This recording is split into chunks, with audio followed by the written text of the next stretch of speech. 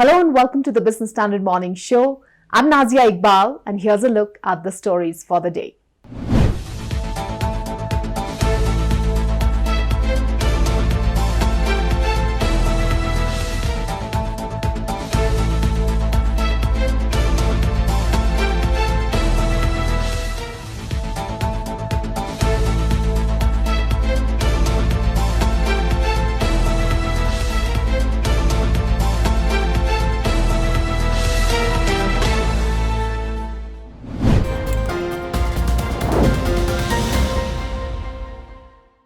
A Reuters poll suggested that India's retail inflation may have eased to 6.78% in July due to a fall in prices of food and fuel.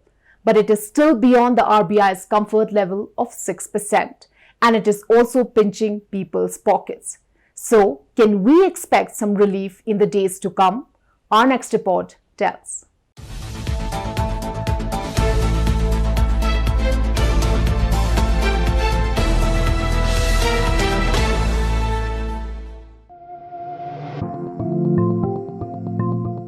Reserve Bank of India Governor Shaktikanta Das, in his statement post the monetary policy review earlier this month, said that inflation was still uncomfortably high even though it has eased from its surge in April.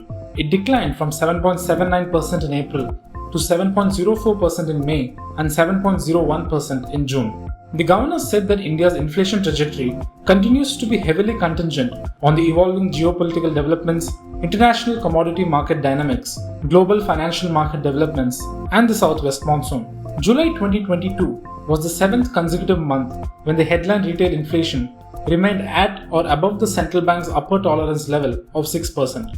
The RBI panel jacked up the policy repo rate by 50 basis points to 5.4% last week as it remained focused on the withdrawal of accommodation to ensure that inflation remains within the target going forward while supporting growth. The MPC stressed that sustained high inflation could destabilize inflation expectations and harm growth in the medium term. The results of RBI's July 2022 Inflation Expectations Survey of households showed that their median inflation perception moderated by 80 basis points from the May 2022 round of the survey to 9.3%. Their 3 months and 1 year ahead median inflation expectations also declined by 50 basis points and 60 basis points respectively to 10.3% and 10.5%. While household inflation expectations have eased, they still remain elevated. Another survey showed that consumer confidence continued to recover from the historic lows seen in July last year, though it remained pessimistic overall. Consumers' perception of the prevailing price level as well as inflation declined from the previous round of the survey. They expect a further rise in prices but see inflation moderating marginally over the next 1 year. According to another RBI survey of 42 professional forecasters, inflation is expected to remain at above 7% in the second quarter and moderate thereafter to 6% by the fourth quarter. So, how much longer should consumers grapple with the problem of high inflation?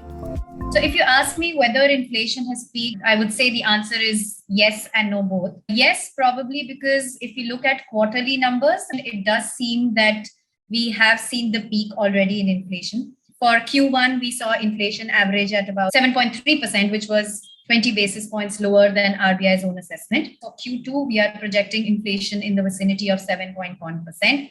Thereafter, we see a dramatic fall in inflation in Q3. So somewhere for that quarter, the average could stand close to about 6.1%.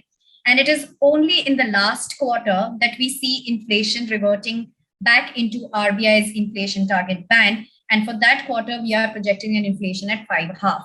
But if we were to look at month-on-month movement in inflation, we are estimating inflation for the month of July at 6.83%. But we do see the scope of inflation monthly readings once again seeing a slight upside for the months of August and September, largely because of a negative or an unfavorable base. Obviously, they will not be as high as the peak that we saw in April. By the end of the year, somewhere around November or December, we could see inflation slip below 6%. And that to us will be an important milestone.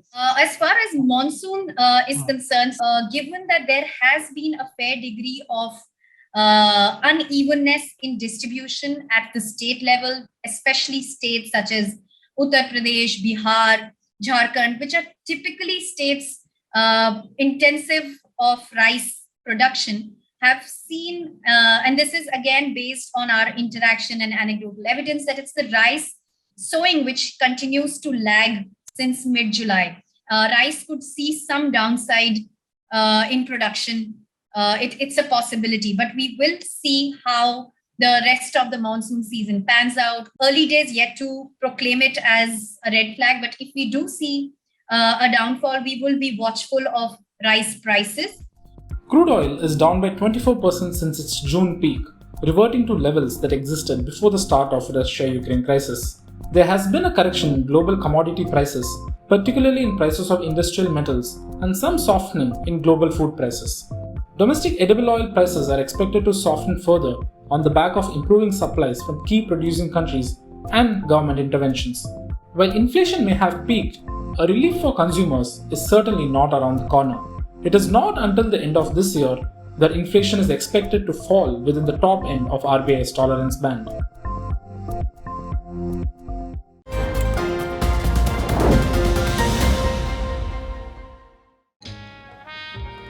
सब अच्छी दिख रही हैं यार, कौन सी खरीदूं?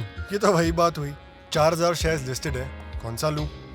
वो तो सबसे आसान है। तुझे 5 पैसा नहीं पता? अब तो सबको पता है। 5 पैसा पर है 4000 स्टॉक्स की रिसर्च, टेक्निकल टूल्स और इन्वेस्टमेंट आइडियाज। डाउनलोड 5 पैसा नाउ। अब तो सबको पता है, investing made easy and rewarding with 5 paisa. Investments in securities market are subject to market risks. Read all the related documents carefully before investing.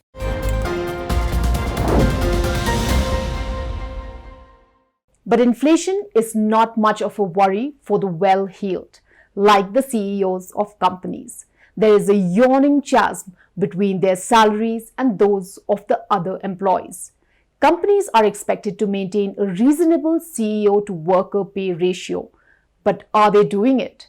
A glance at the CEO's salary is enough to send your heart racing.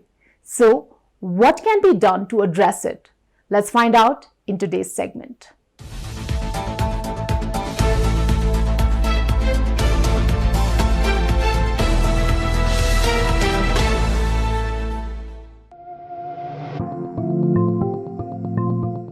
The median employee salary at India's largest companies has declined, but the compensation of their CEOs, managing directors, and CXOs has been increasing since the end of the COVID-19 pandemic.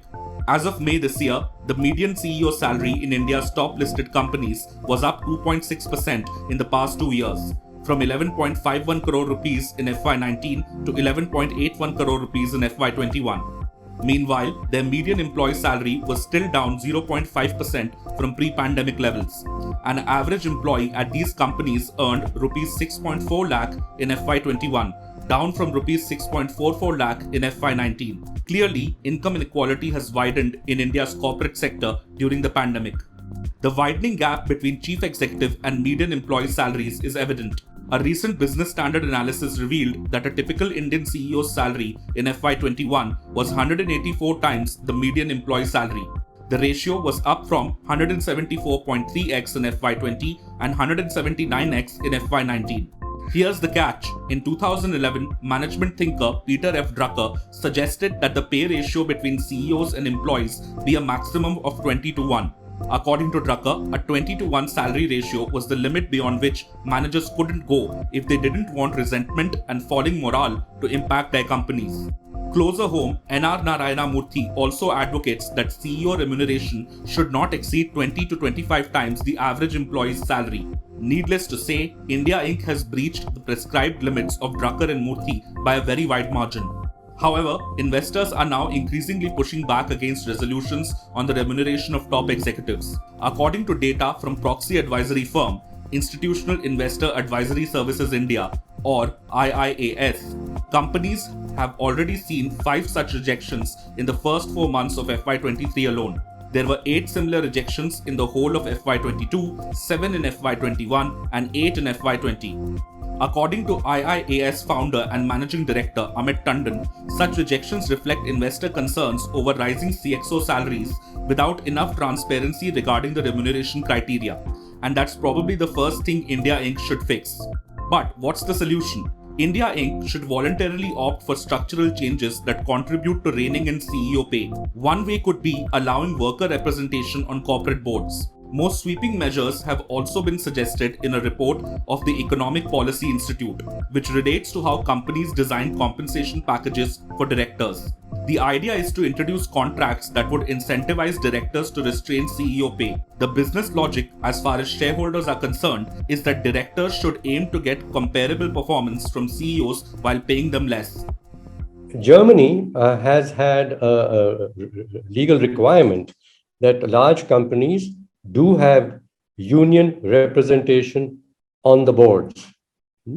Thus, at the governance level, when determinations are made about the sharing of the wealth that is produced by the employees and by the investors together, the German unions are able to influence the decisions taken by the board. It's not just by then negotiations and between the union and the management and strikes and so on. That is why Germany has had more harmonious industrial relations and has remained a very strong industrial force, even though wages in Germany are higher than almost every other country.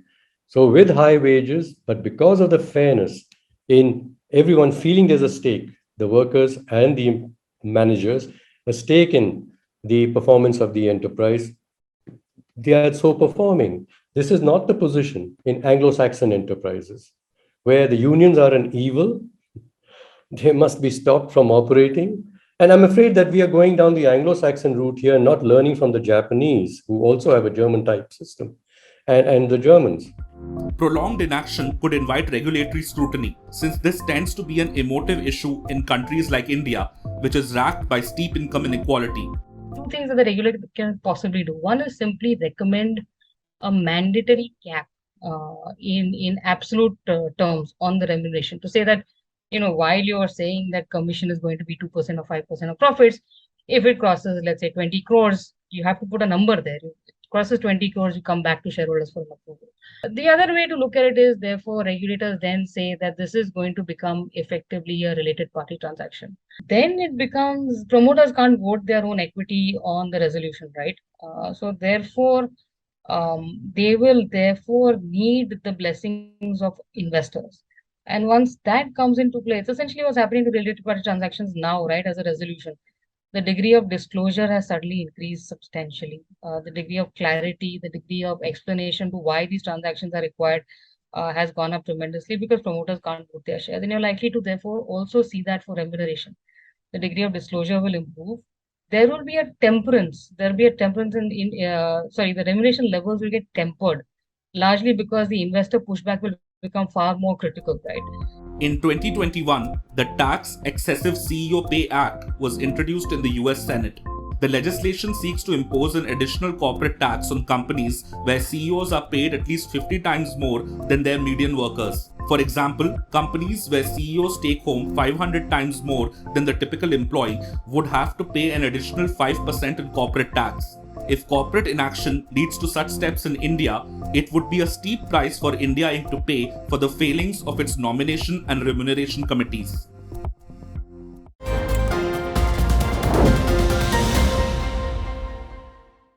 यार मत पूछ यार, फिर से stocks में फंस गया। तो स्टॉक्स के साथ बॉन्ड्स, इंश्योरेंस, गोल्ड में बैलेंस कर। इसमें बहुत तामझाम है। तुझे 5 पैसा नहीं पता? अब तो सबको पता है। 5 पैसा है all in one account. Download 5 पैसा नाउ। अब तो सबको पता है। Investing made easy and rewarding with 5 paisa. Investments in securities market are subject to market risks. Read all the related documents carefully before investing.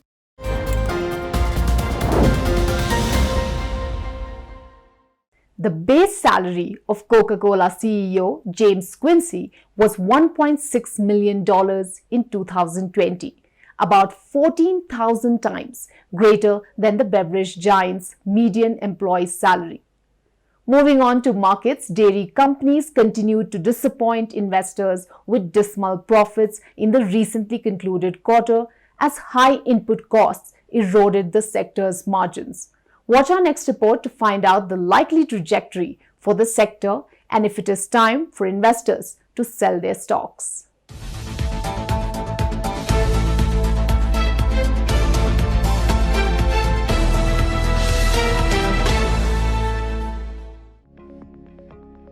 opening up of the economy had helped dairy companies log strong revenue growth in the April-June quarter, but the long-standing pressure on their profitability remained unabated.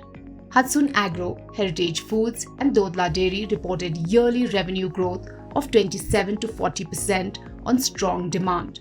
However, their respective EBITDA margins dropped by as much as 530 bps during the quarter. The industry attributed the subdued bottom-line performance to the rise in milk procurement prices, elevated raw material and logistic costs. Moreover, inflation in cattle field and cyclical production shortages aggravated the underperformance, experts said. According to Puneet Patni, research analyst at Swastika Investment, the milk production cycle has not witnessed a normal season since 2015, mainly due to weather impacts like excessive floods or drought and other factors like fluctuating prices of skim milk powder. Moreover, we expect the current high prices of milk to sustain due to high inflation in food commodities, fuel, and fodder. Against this backdrop, analysts remain cautious on the sector and believe that the investment strategy should be guided by a company's procurement network, contribution from value-added products, and working capital intensity. Dairy companies, the margin is only 2-3%. If you are in the upgraded version, like, you have cheese or you have ice cream or value-added product, where the margins are higher. Now, if you are only in milk or in curd, the margins are very pathetic. So you will not be able to observe any price hike. No, so you have to be in a value-added product like paneer, cheese, or even ice cream like that. You need to watch a company for at least 4-5 years because the management is very important because it is a very low-cost business and how they are scaling up the operation and it is not for a retail segment. The dairy sector is a very complicated sector. It looks very easy, but the margins are very low. So, somebody who is there in the value-added product, you have to select those kind of company and who have very good market share in that particular market where they operate. Value-added products like paneer, cheese, frozen desserts, and ice cream are commodities where the margins are generally higher, or in some cases even double that of milk. The industry has taken price hikes of 5 to 8% during the first half of 2022, but more price hikes in the second half are likely to follow, analysts said. Dodla Dairy's management, for instance, has said that it aims to mitigate rising raw material and feed prices by increasing its selling prices in the coming quarters. Overall, experts foresee margin pressures to linger in the near term despite some respite with the onset of the flush season. Today, US retail inflation numbers for July will determine the market's mood as Q1 corporate earnings enter their last leg.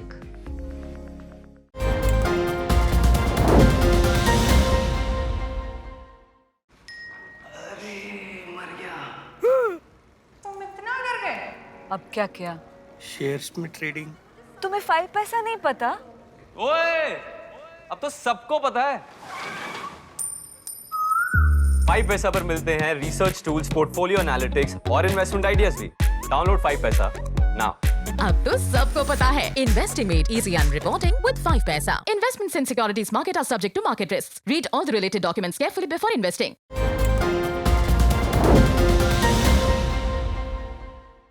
The government has started levying 5% GST on pre-packaged and labelled dairy products from last month.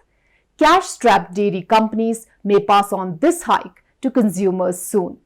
Meanwhile, levying of GST on home rent is also worrying people in some quarters. Who all will pay this tax on rent? Let's find out.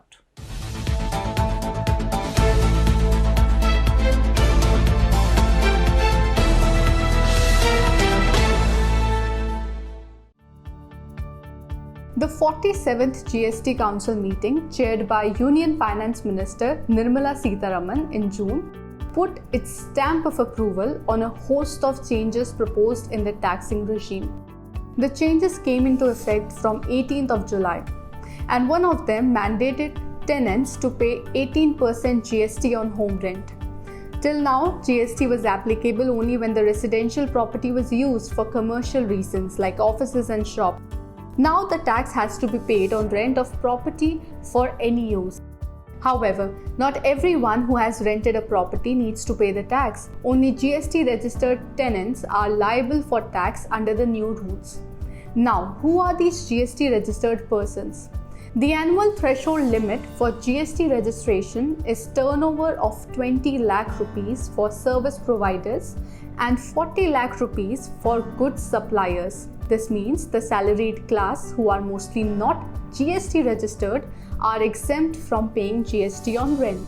For GST registered persons, the tax will be charged through the reverse charge mechanism (RCM), where the tenant will be liable to pay the tax and not the owner.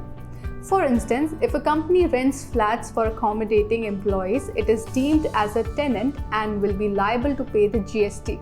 Under reverse charge mechanism, the liability to pay tax is on the recipient of a good or service instead of the supplier of good or service. If the landlord is unregistered under GST and the tenant is registered, then the tenant will have to pay the tax under new rules. If both the landlord and the tenant are unregistered under GST, then the tax rules won't apply to the tenant. In another scenario, if the landlord is GST registered and the tenant is not, GST won't apply to this transaction.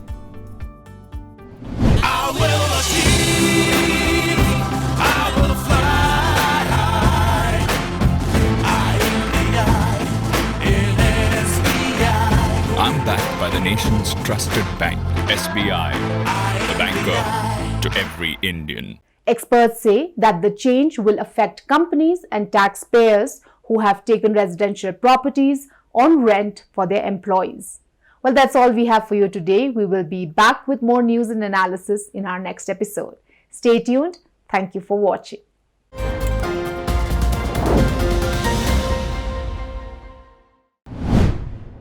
If you like this video, share it and subscribe to Business Standard. For more news, views and insights, log on to www.business-standard.com. Do also follow us on YouTube, Twitter, Facebook, Instagram, Telegram and LinkedIn.